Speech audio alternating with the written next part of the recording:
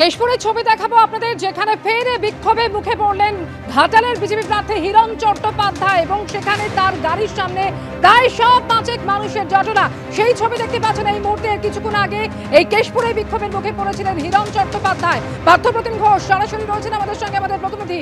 পার্থপ্রতিম, প্রায় ৫০ মানুষের জটলা, কি কারণে এই বিক্ষোভ?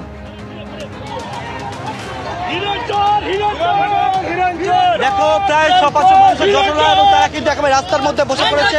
গাড়ি, সেই গাড়ি এখানে যেতে দিচ্ছে না। সিআরপিএফ এর ডিআইজি তিনি এসে উপস্থিত হয়েছে।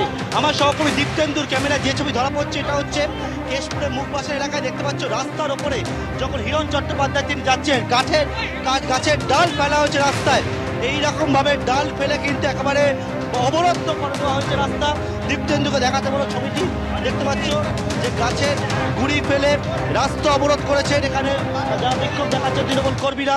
তারা বলছেন যে হিরণকে চোর স্লোগান দিচ্ছেন তারা, এবং পুলিশ কেন্দ্রীয় বাহিনী তারা এসে পৌঁছেছে, সামাল দেওয়ার চেষ্টা করছে, কিন্তু কোনো রকমভাবে সামাল দেওয়া সম্ভব হচ্ছে না। কেন্দ্রীয় বাহিনীর উচ্চপদস্থ আধিকারিকদেরকে প্রথমে আমরা দেখলাম এখান থেকে হিরণ চট্টোপাধ্যায় যখন আসছিলেন, আসার সময় এরা খুব জমায়েত হয়, রাস্তা বন্ধ হয়ে যায়, বন্ধ করে একেবারে অবরুদ্ধ হয়ে যায়, এবং তার পরবর্তীকালে হিরণ চট্টোপাধ্যায় গাড়ি ঘুরিয়ে চলে যান। আমরা শুনে নেওয়ার চেষ্টা করব কেন্দ্রীয় বাহিনীর ডিআইজির সঙ্গে কি কথা বলছেন আন্দোলনকারীরা, বিক্ষোভকারীরা, তৃণমূল কর্মীরা।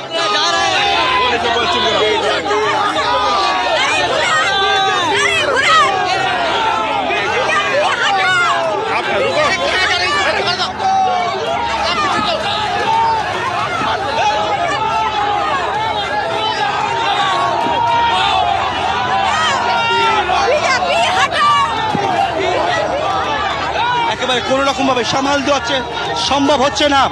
আন্দোলনকারীরা তারা কিন্তু এগিয়ে আসছেন ক্রমশ হিরণ চট্টোপাধ্যায় গাড়ির সামনে। এখান থেকে দেখতে পাচ্ছি হিরণ চট্টোপাধ্যায়ের গাড়িতে হিরণ চট্টোপাধ্যায় রয়েছেন, এবং কোনো রকমের কেন্দ্রীয় বাহিনী যা নিরাপত্তার দায়িত্বে রয়েছেন তারা ওনাকে ঘিরে রেখেছেন। বলছে বিজেপিকে কিভাবে ঘিরে রাখা হয়েছে দেখাবো। হিরণ চট্টোপাধ্যায় যে গাড়িতে বসে রয়েছেন, ঢাল দিয়ে কেন্দ্রীয় বাহিনীর যারা নিরাপত্তা রয়েছেন তারা একেবারে এখানে রয়েছেন, ঘিরে রয়েছেন।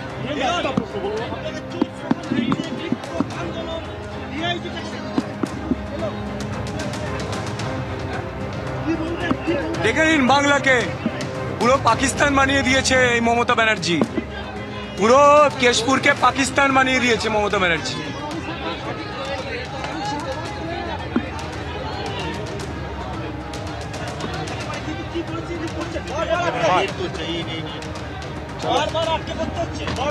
তোমরা কিন্তু এবার ইট খাবে, ইট দিয়ে মারবে। তোমরা এবারে সেফ গার্ডে যাও, তোমরা গাড়িতে ওঠো, তোমাদেরকে মারবে। যে পরিস্থিতি বর্তমানে এখানে, সেখানে দেখতে পাচ্ছি হিরণ চট্টোপাধ্যায়ের এই গাড়িতে হিরণ চট্টোপাধ্যায় কোনো রকমের এখানে তিনি রয়েছেন, এবং কেন্দ্রীয় বাহিনী যা নিরাপত্তা তারা রয়েছেন, এবং এখান থেকে চারিদিক থেকে ঘিরে ফেলা হয়েছে। একেবারে হিরণ চট্টোপাধ্যায়ের গাড়ি চারপাশ দিয়ে ঘিরে ফেলা হয়েছে। উপস্থিত তৃণমূল কর্মীরা তারা ঘিরে ফেলেছেন।